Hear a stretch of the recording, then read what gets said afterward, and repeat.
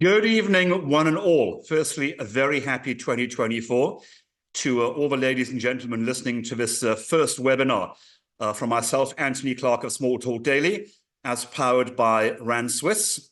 I'd like to thank Pascal and Gary Boyson, as always, for the participation of myself in doing this webinar for them. They asked me specifically for this webinar to discuss my top stocks of 2024 and give a review of how the performance of 2023 went. So the Q&A chat box is open, but it's specifically only for questions relating to the top stocks that I'm discussing in this webinar. Otherwise, we'll be here forever and Pascal will slap me on the wrist. Firstly, today is January the 24th. Many of us are all back at our desks.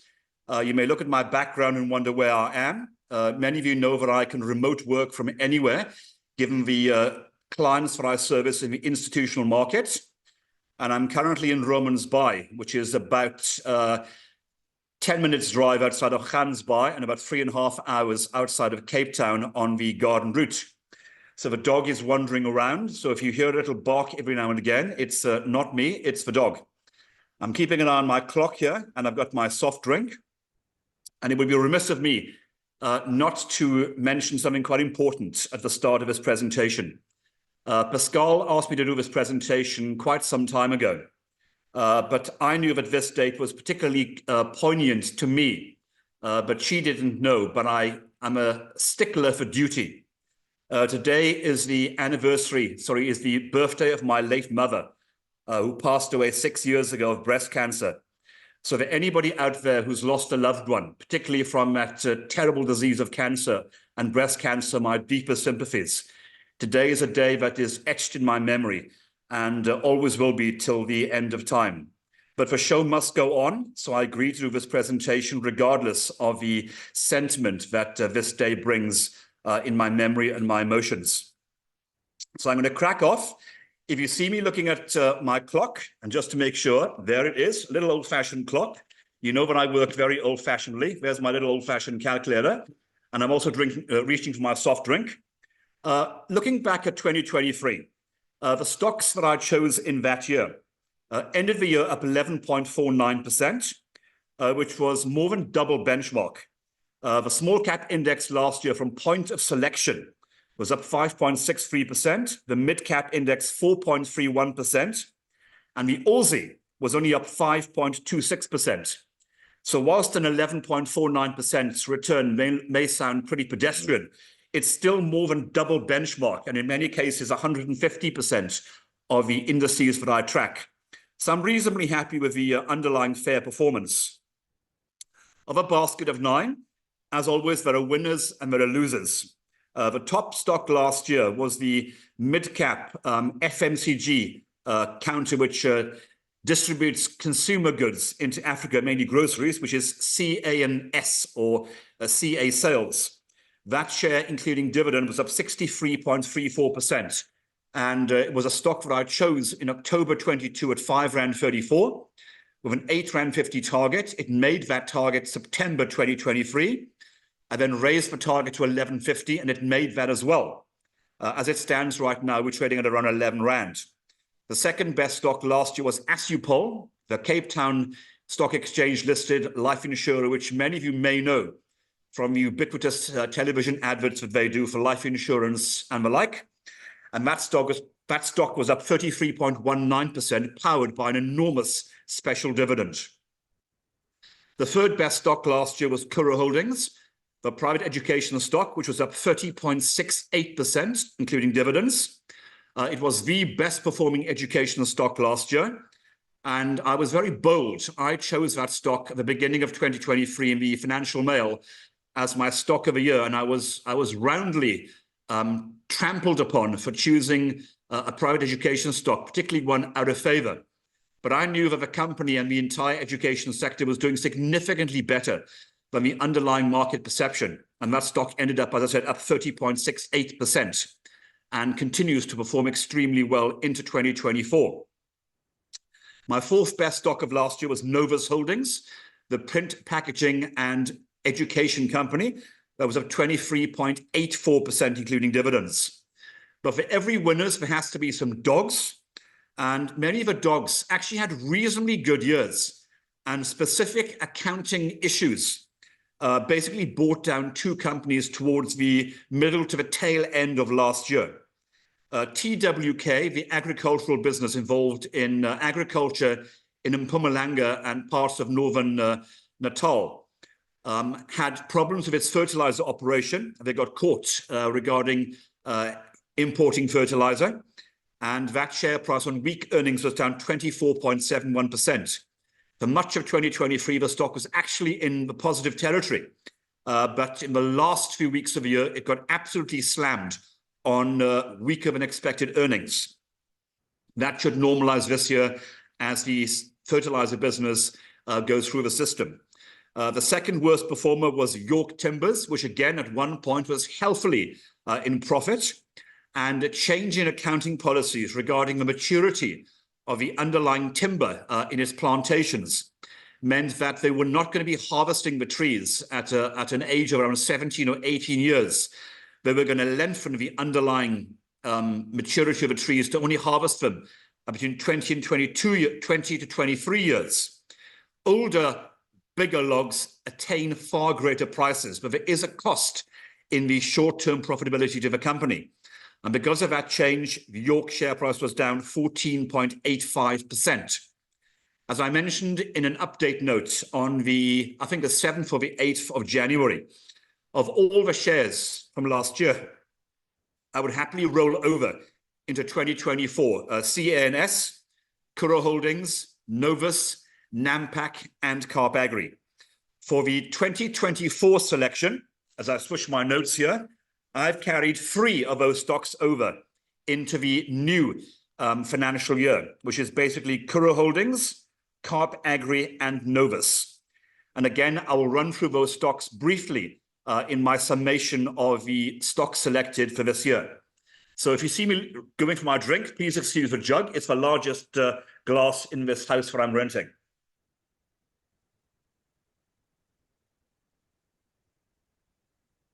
As a reminder to all, this presentation, as powered by Aran Swiss, will be available on their YouTube channel, probably towards the end of the week.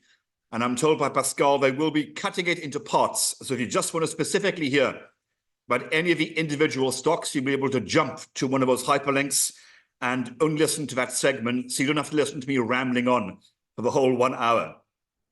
So as it stands today, I updated the portfolio as of a close of business today, and it's up 4.77% for the first 3 weeks of January. That compares to the small cap index, which is up 1.96%, the mid cap index down 0.58%, and the Aussie, which is down 0.23% from point of selection of the stocks at the start of this year. So what are my top 9 of 2024? They're all fairly well-known stocks, all fairly what I would call the better quality mid-caps, with only a smattering of what I would call ballsy calls, a wild card, and one very small play. Most of the stocks will be very well-known to you, and they were chosen for a specific reason, which I'll go through after I've read off the list. I have posted the list on my Small Talk daily page on Twitter, or X as I should now call it, and they are AfriMat, Aran Industrial, Astral Foods, Kuro Holdings, Kallal Group, or formerly Carp Agri, Libstar, Novus Holdings, Premier Group, and Reunert. As I mentioned a few minutes ago, 3 stocks were rolled over from last year, which is basically Kuro, Carp Agri, and Novus, of which Kuro and Novus had a very, very good period, and Carp Agri basically ended the year up about 3%, but it did claw its way up from a year low of around 32 Rand to close at around 40 Rand. So I'm going to run through why I've chosen these stocks as I flip through my notes here.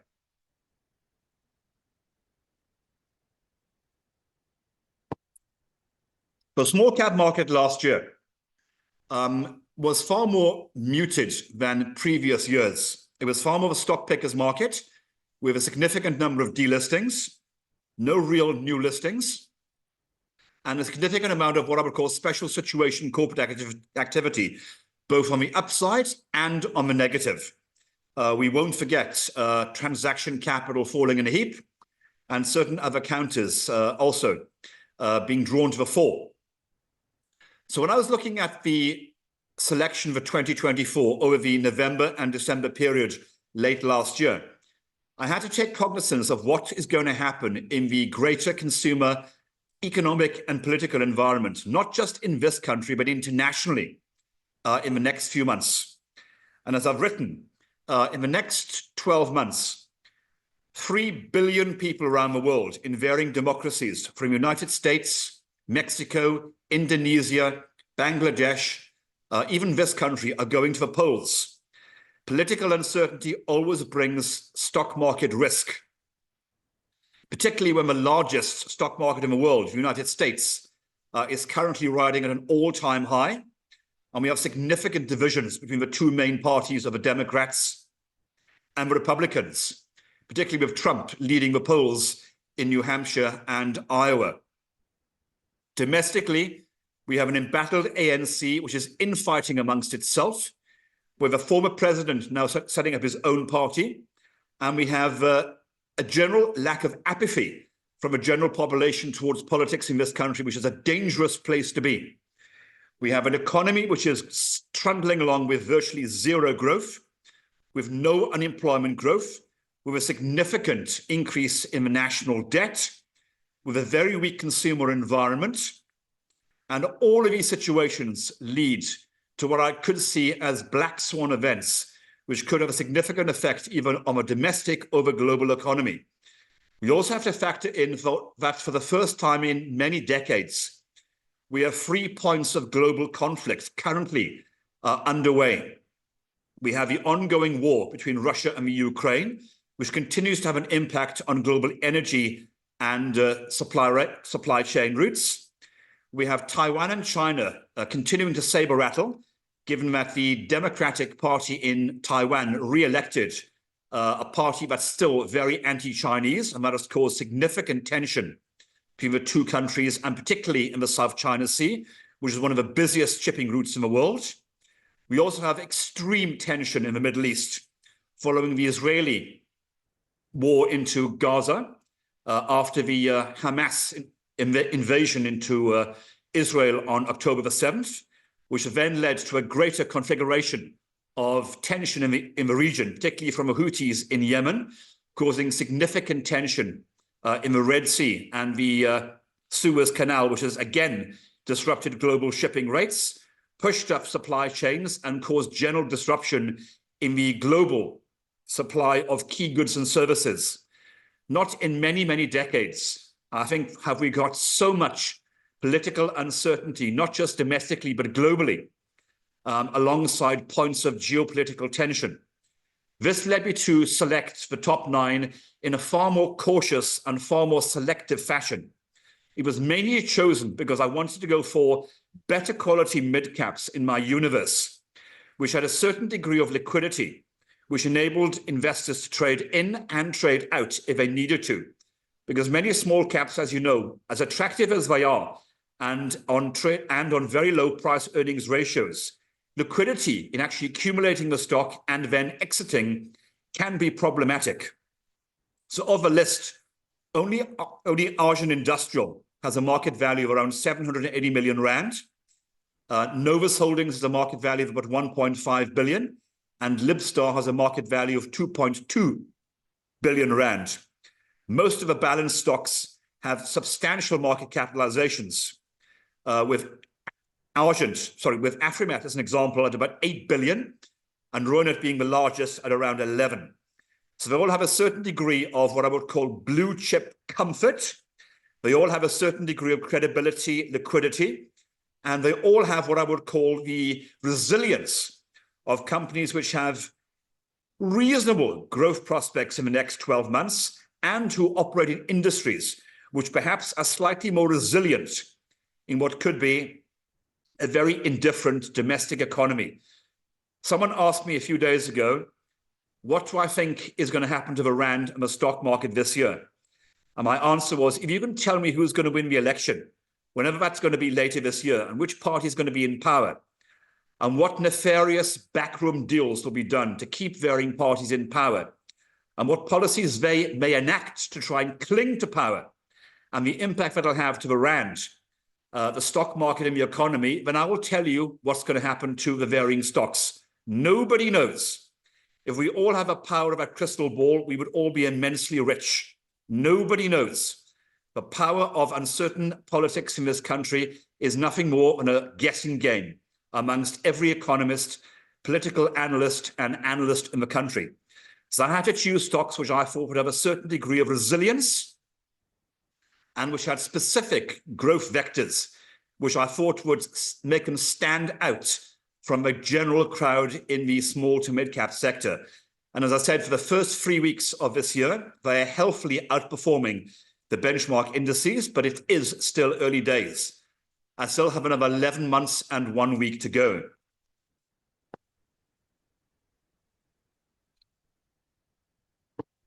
I'm starting off with the first stock in my selection, which is AfriMat. If I jump backwards and forwards, because I've got my notes here, I selected the stock at about 60 Rand. And as it stands today, we're trading at 63 Rand 20. Why did I choose a stock? I think many of you out there listening to me on this webinar will know that I've been a follower of AfriMat since its IPO on the JSE in 2006. And I've had a buy in the stock since 3 Rand 15 and a consistent buy rating with the odd take profits on and off for the best part of nearly 15 or 20 years. I had a buy recommendation on this stock in August and September between 48 and 52 Rand. And when I chose the stock in December for inclusion in my January portfolio, when everybody got back to their desks in the first week of January, the stock had run up from around 50 Rand to about 60. But I still believed the underlying potential of the company regarding the vectors that it plays in remained fairly positive. So what are those vectors?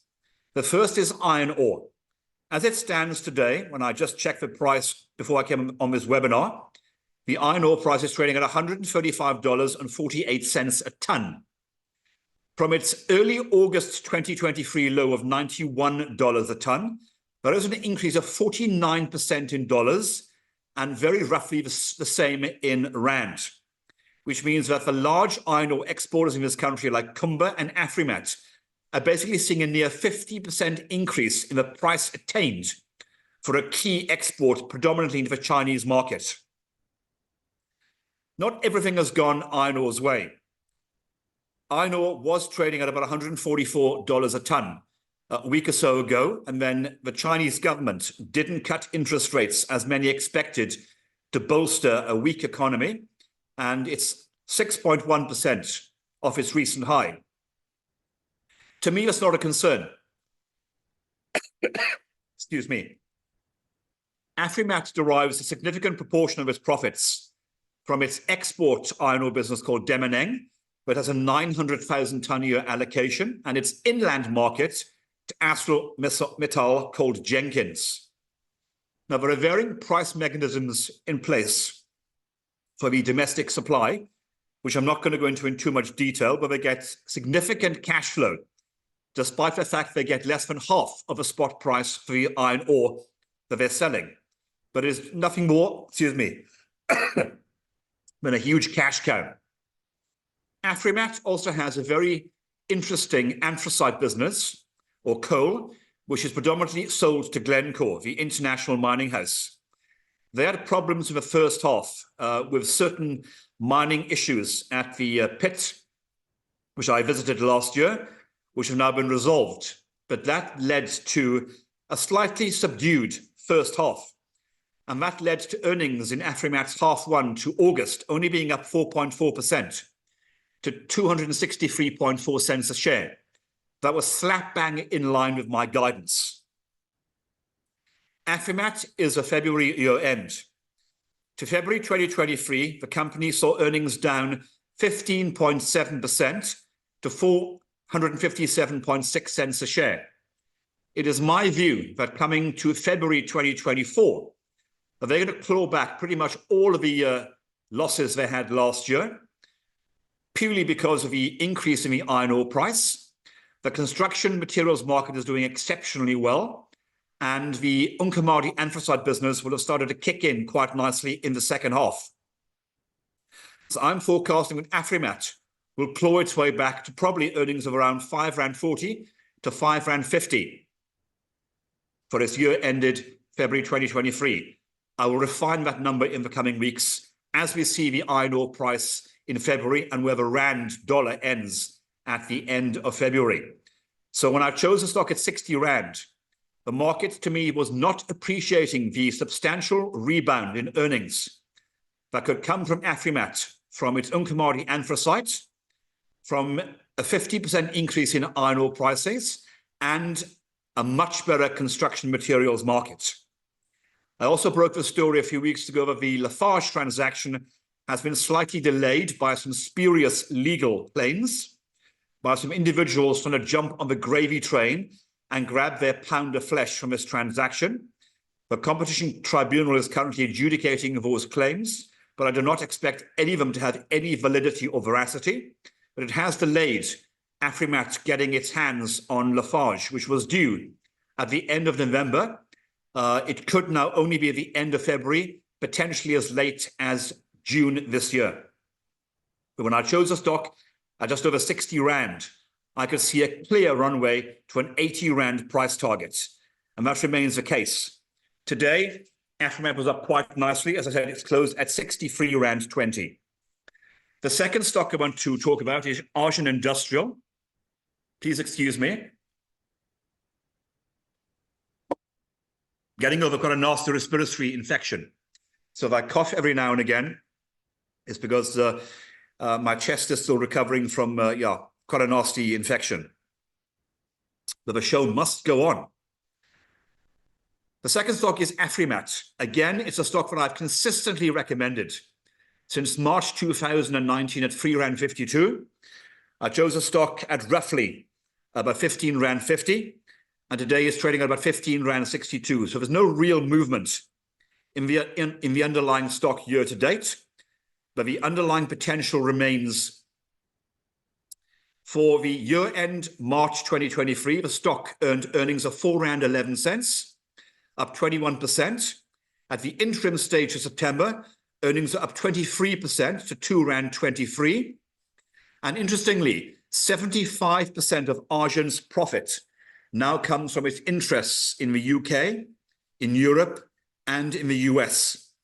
In the last 12 months, year to date, the rand against the pound has depreciated by 14% and by 11% against the dollar. So it will be a significant kicker in the translation benefits of Aran's earnings from its growing offshore interests. And as I mentioned in numerous reports, this is a company that wants to use South Africa as a low-cost manufacturing center and sell its products into what I would call Western markets and benefit from South Africa being a hub. Now, we all know this country has problems with electricity and labor, but we are still a competitive manufacturing operation for what I would call low-end metal bashing businesses, particularly in the export market. Aran Industrial has spent the last 4 or 5 years refining its portfolio by selling low-margin businesses to focus on the higher margin beneficiation of steel products into varying products which are sold internationally. And that has clearly borne fruit.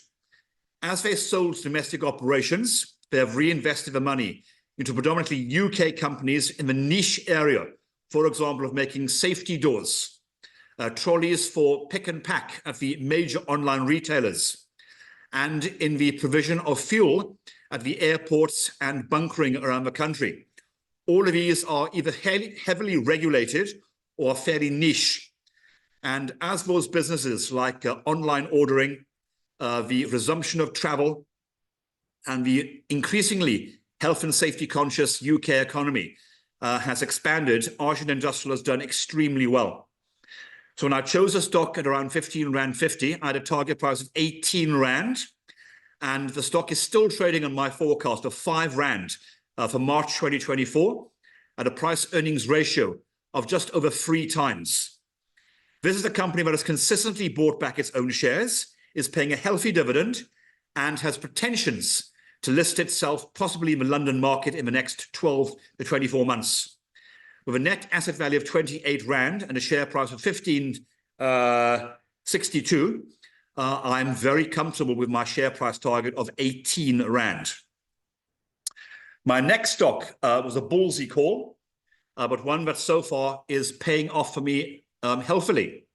It is Astral Foods, the country's largest poultry producer. It produces roughly, round numbers, 6 million chickens a week. I chose the stock at around 146 Rand, and as of close of business today, it is trading at 163 Rand 50 cents, which is up 12.24% since selection. It is the best performing stock in my top 9. Its annual general meeting is coming up, which I will be attending, and I chose the stock for a number of very specific reasons. One, its key input is maize and soya. They are substantially off their highs, which were attained in late October, November 2023. And someone like Astral Foods that buys 800,000 tons a year of maize, a 600-ton saving in input costs is a material kicker to the bottom line.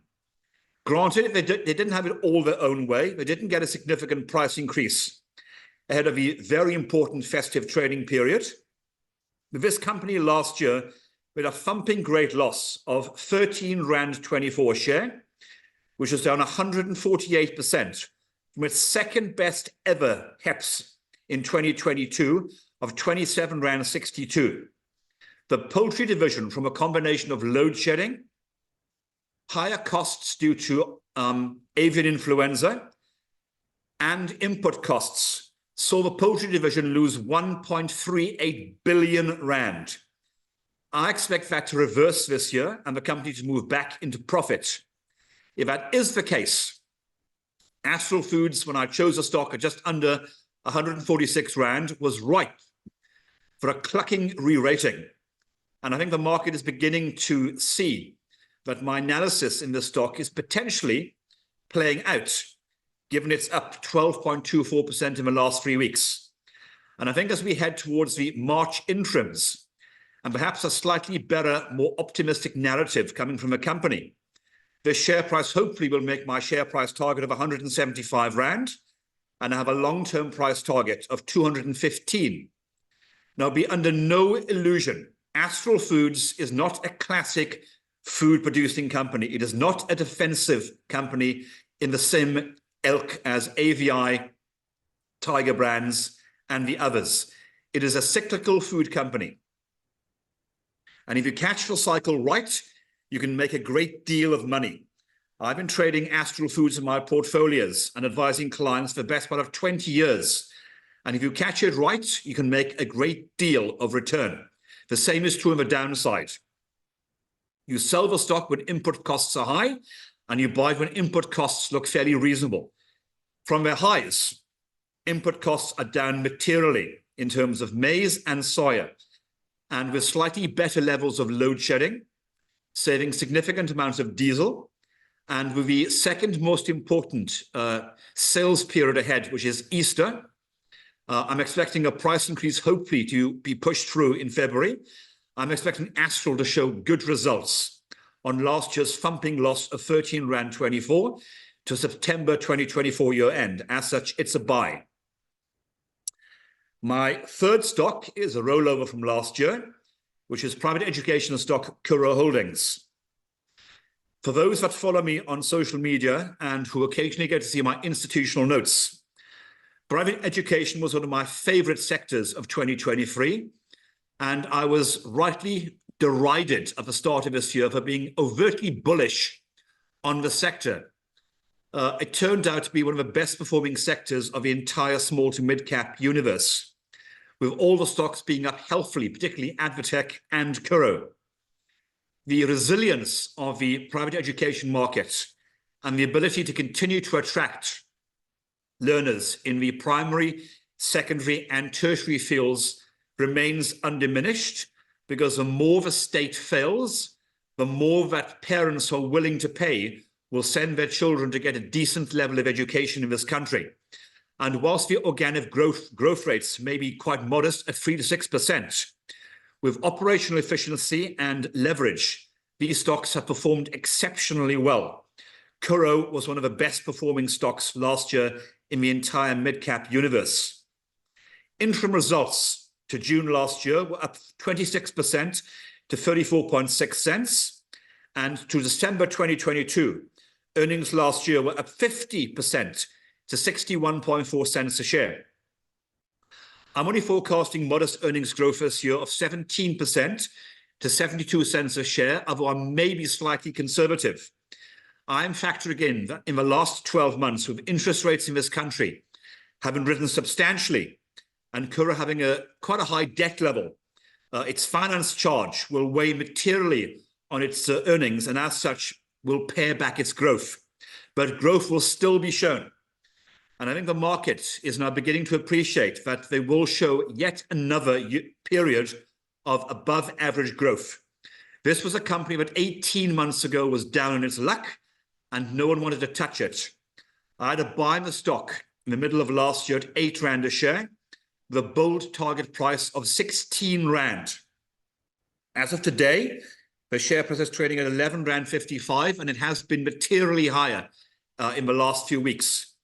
I'm maintaining that 16 Rand target, and I expect Curro Holdings again to be a very good performing mid-cap stock in the universe that I track. And I also note that many other of my competitors in the market have also latterly jumped on the Curro bandwagon, albeit after the easy money has been made, and selected Curro in their top stocks of 2024. Welcome to the party, boys. You've come in late, but you'll still make good money.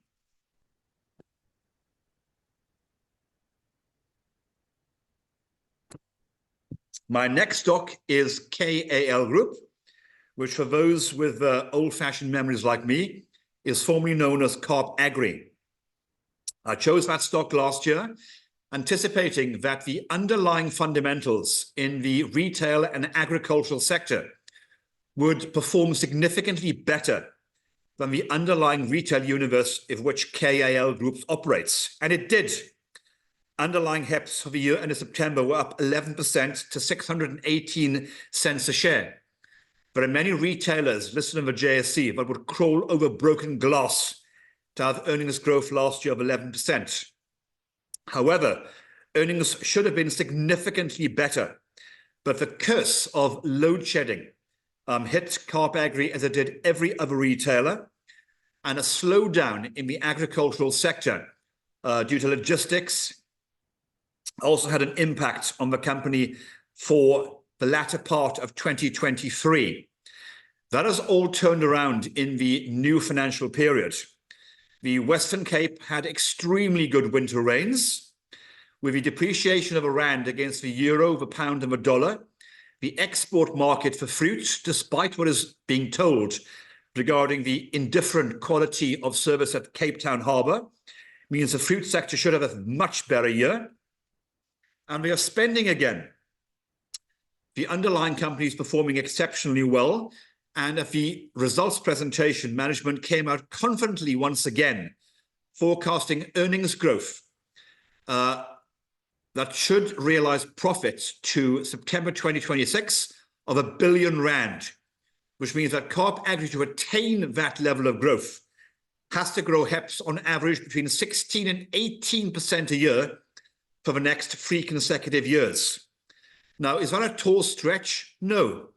This is the company that for the last 15 consecutive years, barring an odd drought here and there, has shown compound average growth rate of circa 15%. So I have no doubt that my forecast HEPS for Carp Agri this year of R7.25, which is up 17%, will be attained. As the company starts repaying the debt they took on to fund the PEG fuel transaction in November 2021, their finance costs will start to come down later this year into 2024 and 2025, which will lead to a slightly improved dividend payout. And as a PEG debt starts to be repaid fully by 2025, 2026, this company will start generating excess cash of 180 million rand a year, which management indicates will be fed back into much better dividend payments and potentially share buybacks. So when I chose this stock at 40 Rand, the PE on my numbers was just under about 5.5 times. For a quality retailer with the underlying agricultural business, which only makes up less than 25% of the company, also performing well, I thought that was an astonishingly cheap price-earnings ratio.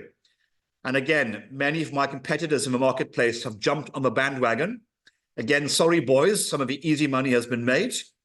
Carp Agri today is trading at 40 Rand and 50 cents.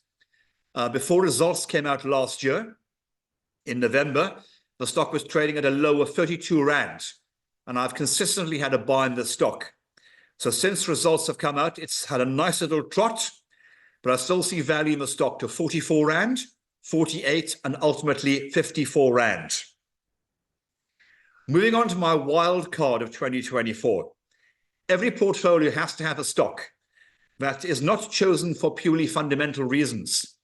It is chosen for a combination of factors, be it corporate action, gut feel, intrigue, and general market tittle-tattle. Libstar is a stock that I've gotten spectacularly wrong for the last 2 years, and I'm not the only one. Many of my large institutional clients, I've also seen their ass owning the stock. But latterly, it has started to draw significant interest as a value proposition with a market value of 2.2 billion Rand. As I've written in several notes in the Financial Mail and in my institutional research, as an individual analyst operating as a lone individual in the JSE, I am personally aware of 5 corporate groupings, private equity and other corporate groupings that have expressed interest in buying all or component parts of Libstar in the last 12 months. It is not for me to name those names, but the names are commonplace in the wider institutional market. They have expressed interest in buying certain parts of Libstar, be it the very well-known dairy business of Lancewood, the export business of Cape Herbs and Spices, or certain other components in the grocery operations, which are significant providers of dry groceries into Woolworths and Checkers. So when I chose the stock at 3.30 Rand, the stock had fallen by nearly 50% in 2024. And I thought, you know what? It can't fall much lower, and it hasn't. As of today, the stock is up 12.12% to 3.70 Rand, albeit in thin volume. And I truly believe that in the next 12 to 18 months, Libstar will either pick itself up regarding its underlying earnings, with the young management team realizing that the market's patience with this company is rapidly running out of steam, and or 2 of the largest shareholders being Actis, the UK private equity firm, which itself is winding itself up or is potentially in the crosshairs for an acquisition. And Actis itself owns roughly 37 to 38% of Libstar, will decide to potentially cut its losses and exit the stake. If you then roll in the PIC, which is the second largest shareholder, just by rolling in those 2 shareholders, you can get control of circa 50% of Libstar. So if you were to do what I would call a classic dawn raid and picture a reasonable cash offer for Libstar, which would certainly be higher than the current 3.70 Rand, I can see Libstar being a very interesting corporate play in the next 12 to 18 months. Now, Libstar is a December year end. Last year's earnings were down quite sharply to 45 cents. And I understand that earnings for the second half have been significantly better than market expectations, despite the fairly mediocre trading update that was released by Woolworths in the last 24 hours. So I'm forecasting Libstar to flat earnings year on year, which for a food producer operating in this current consumer environment, I do not think is that bad. And 45 cents on a 3.30 Rand share price when I chose the stock given its value proposition and potential corporate activity, I thought was worthy of being a wild card. It is certainly not a stock for widows, orphans, and those who are intolerant of risk, and I would steer you clearly away from the stock. It is putting money on a horse at Kenilworth, or going to Monte Casino or Grand West and putting money on a roulette table. But on a balance of probability, it is my belief that Libstar has a high degree of corporate activity potential in the next 12 to 18 months. Hence, I have a buy in the stock with a potential target of £7.50. Time will tell if my gutsy call will actually pan out.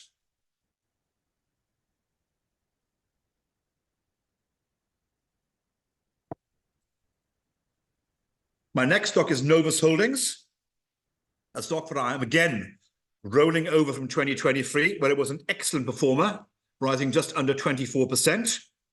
The company in 2022 had earnings of 53.2 cents a share.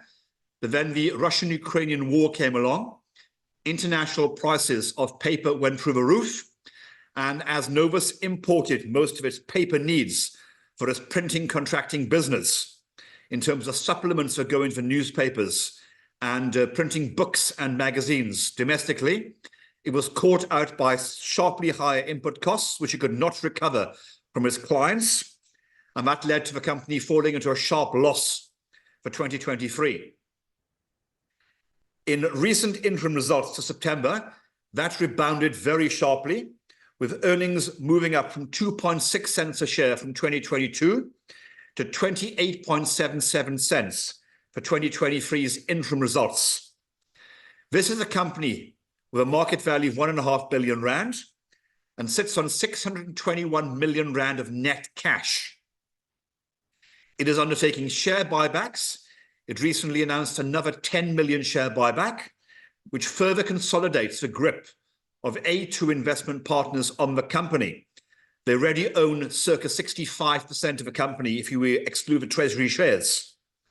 So with the company having a very low level of liquidity and the company transforming itself from a print and publishing business into a value add education print and publishing business with a digital component and potentially an AI component going forward. And I don't throw that word in to be glib. I have seen the technology that they are potentially going to be launching regarding taking their vast back catalogue of educational content, which is currently in print format, and putting it on an online format where an AI-based software will enable learners in this country to immediately access on their tablets or cell phones or PC the entire vast educational output of the company, which is state curriculum. It could have a material impact to the way the market sees Novus going forward. It certainly isn't the making of Novus. That'll come in the underlying recovery in the printing and publishing business, the ongoing profitability of the packaging side, and the significant benefit the company will attain from the acquisition of Pearson Media last year, which has been renamed MMS. All in all, the share price had a very good run last year. I still see significant upside value. I have an ultimate high target price of R7.50 on the stock, but I would very happily see the stock at R6 during the course of this year. And if, as I believe, during the course of 2024, the underlying benefits from its education division purchased last year, a reduction in debt, and a recovery in its printing and publishing division come to the fore, the stock currently trading at R4.60 will be one of the bargains in the small cap universe this year, and I can see the stock running hard. I say that owning the stock personally, but interestingly, there are very few institutional shareholders that own the stock. And I know from nearly 40 years investing in small to mid caps, when a stock suddenly catches the market attention, showing significant growth in earnings, backed by a solid cash pile and increasing levels of dividend, the institutional market suddenly jumps on the bandwagon.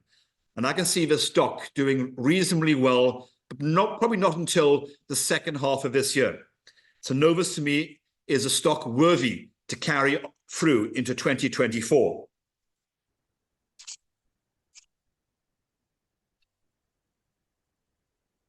My last two stocks, until I go to the question and answer session, which I can try and pull up here, I'm going to leave it to one side, is Premier Group. Now, Premier Group is one of the country's largest baking companies. It takes a common or garden wheat and transforms it into varying products from flour and baked goods.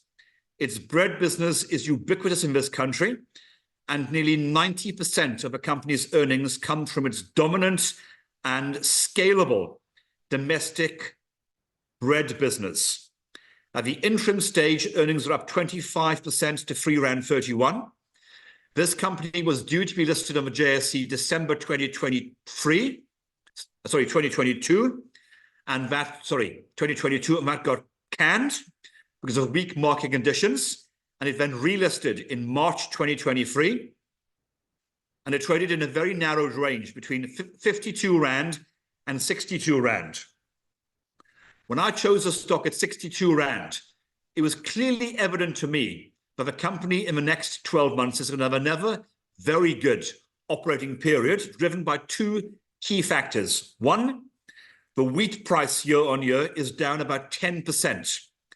And as the company told me over the festive period, one of the few ways it can actually expand its margin in a very competitive bread market when it's going up against Tiger Brands Albany and Pioneer Foods Sasco is by actually being far more efficient and by having lower input costs from wheat and energy, which are the two largest costs in its production of wheaten products. So all in all, I expect Premier to actually show another year of reasonable earnings growth. And I'm only projecting a target price of 72 Rand. But in this market, for a food producer to show gains of circa 20%, including dividends, in an environment which is still uncertain in the greater consumer environment, everybody still has to eat. And bread is one of the most basic of food groups in this country.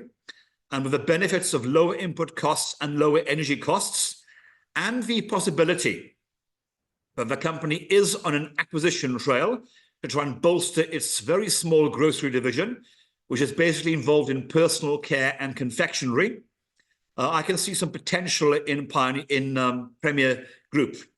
The other key thing that attracts me is its debt situation.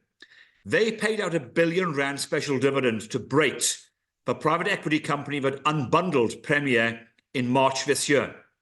That debt was sitting on its balance sheet, drawing costs. Finance cost was a significant line item in the interim results. The company is very confident, but by the end of its calendar year, that entire debt will be extinguished. That will have a significant benefit to its underlying earnings line. So a combination of a defensive food company, lower input costs, and a lower finance charge, I think should lead to a reasonable level of earnings growth in Premier. And as such, I have a buy on the stock with a target price of 72 Rand. My last stock is also a fairly defensive counter, excuse the pun, and that's Reunert. It's a company that I've covered off and on for nearly 20 years. And as it stands today, the share price was down 4% to 58.31 Rand because it paid a 2.49 Rand dividend. So in my top stocks of 2024, it's basically flat for the year if I include the dividend. The stock's trading at a price earnings ratio of around 10 and a dividend yield of about 5.5 times. The company has no debt, and this is a counter that I've consistently recommended since the middle of 2023, from about 55 Rand onwards, with a target price, again, of 72 Rand. The stock is a September interim, and it showed earnings to that period up 16% to 6.02 Rand a share. Sorry, that was year end to December, my apologies. of 602 cents for its year end of September, up 16%. I had lunch with Alan Dixon before Christmas, and he was fairly confident that the company is performing exceptionally well for the following reasons. One, the defense business has a full order book. Nothing helps a company more than global conflict, as unpleasant as that may be. And as such, the defense business, in terms of its communication, arm is doing exceptionally well. Secondly, with the denigration and the collapse of electricity infrastructure in this country, which we all are cognizant of day in, day out, with load shedding, cable theft, and no end of malfeasance from Eskom and the government, Reunert's cable division is an extremely well-placed spot to gain from the significant investment Eskom has to make in the next few years from upgrading the transmission network with circa 14,000 kilometers of overhead power lines, yet alone the underlying upgrade of reticulation that the regional municipalities needs to do to connect all the independent power producers to the grid and all the companies putting in their own independent power to be free of the pains of Eskom. And then lastly, in terms of Reunert, they have a very interesting off-grid power renewable solution targeting small and mid-sized businesses between 500 kilowatts and 30 megawatts. They do not want to be in the commoditized residential or small business area, which has been decimated by significant competition. And as load shedding has somewhat abated from its peaks last year, that market has become saturated with many of the smaller players offering deals to shift excess solar panels, batteries, and equipment. But in the mid-sized 500 kVA to 30 megawatts, companies continue to invest to augment and supplement their power requirements to be somewhat independent of Eskom. That will not change. Even if Eskom gets its act together, which I don't think anyone with any sanity can see likely in the next few years, companies will continue to spend heavily on some form of independent power to be free of Eskom. So in Reunert's case, you've got a strong defense arm with a strong and fairly plump order book. You've got renewable energy doing quite well. You've got the benefit of the Eskom rollout kicking into the cabling division. You've got a nice offshore division in terms of circuit breakers. And the company in the last 12 to 18 months has bolstered its technology division, which should start to kick in profits from its ICT operation again in the next 6 months. So when I chose the stock at just over 60 Rand with a 72 Rand target, again, it may not be glamorous. It may not be a juicy, huge, fat increase. But as I said at the start of this presentation, this portfolio selection this year was done with an air of quality, with an air of permanence, with companies which I believe can deliver reasonable to fair earnings growth, which should make the stocks fairly resilient in what could be a very indifferent market. So in that note, I'm going to run through once again my top 9.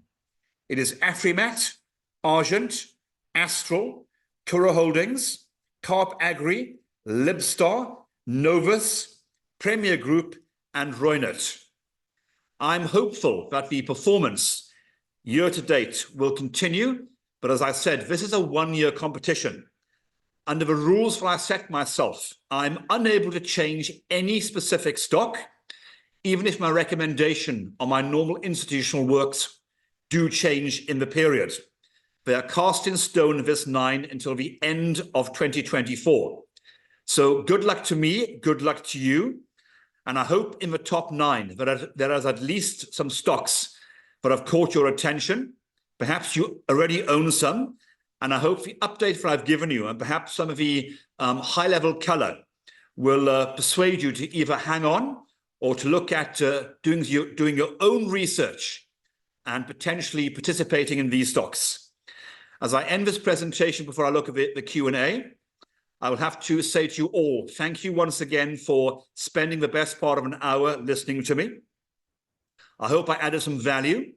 A big thank you to Aran Swiss. And as always, the recommendations given do come with a caveat of you must do your own research. And these recommendations always come with a health warning.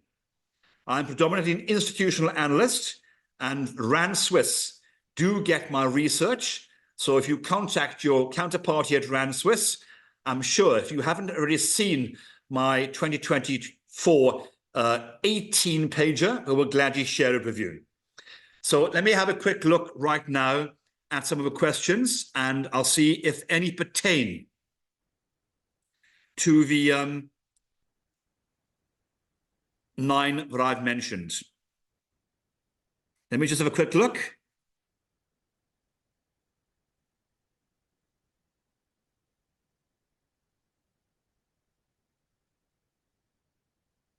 Firstly, a sincere thank you for those that have extended their wishes on the passing of my mother. Today is her birthday. I sincerely appreciate those. The other questions pertain to Aran Industrial. I can answer those questions very succinctly. There has been material selling from some key executives inside Aran Industrial in the last few weeks, but they have to be taken in the context of the following. SENS announcements don't often tell you the underlying reasons as to what is going on. It is for an analyst with a track record of covering such companies to ascertain why director sales occur.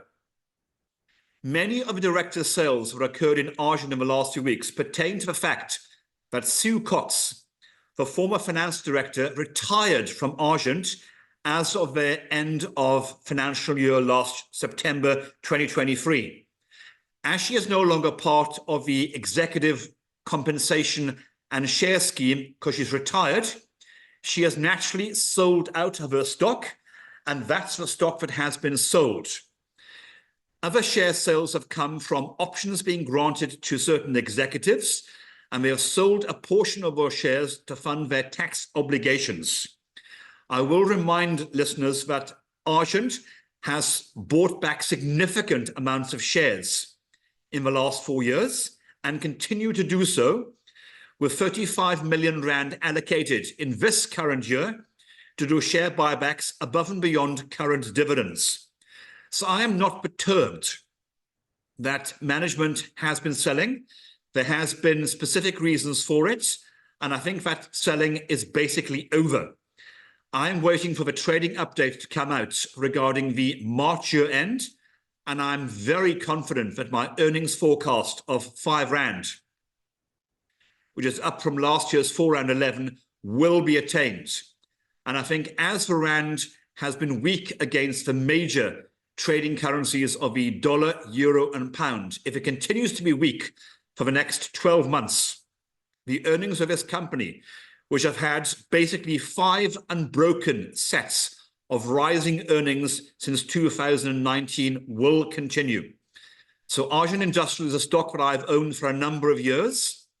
It has been one of the top performers in the small cap index, outperforming many other top companies like AfriMat and SabCap.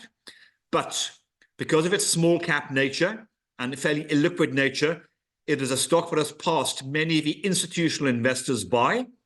But I can tell you that many of my institutional clients have suddenly jumped on the bandwagon, and there's been some material interest in that stock in the last few months. Let me run down the list again.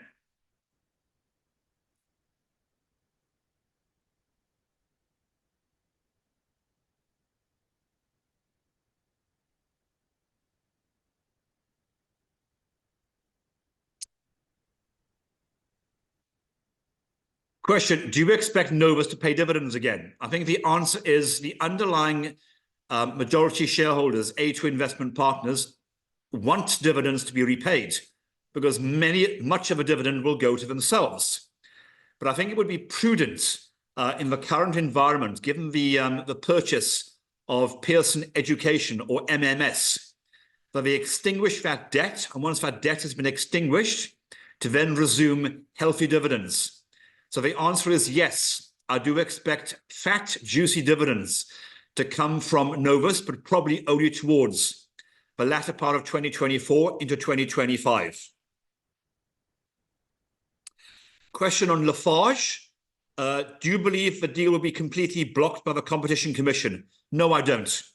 You have read in the circular that varying regulatory bodies have approved a transaction, including the Competition Commission, but the Competition Commission had to pass on some queries and objections that individuals made to the tribunal. I am aware of what some of those issues are. I am no lawyer, but I believe that many of those issues are what I would call spurious. Individuals jumping on the bandwagon, trying to claim their pound of flesh, and to use the old English term, gerrymandering, where they've seen a good thing and they want to cut themselves in the deal. I now believe that the only person who will make money from the delay in the transaction will be the lawyers. And they will make a healthy return on fighting the 4 or 5 nefarious applications, which I expect to be dismissed. So I have no qualms that the deal will not go through. But let's be clear, AfriMat is a patient company. It is an excellent allocator of capital. It has walked away from deals before. If this deal does not suit itself, it'll walk away again. But as it stands right now, there is significant potential in the turnaround of Lafarge under AfriMat's operational charge. 800 jobs are at risk.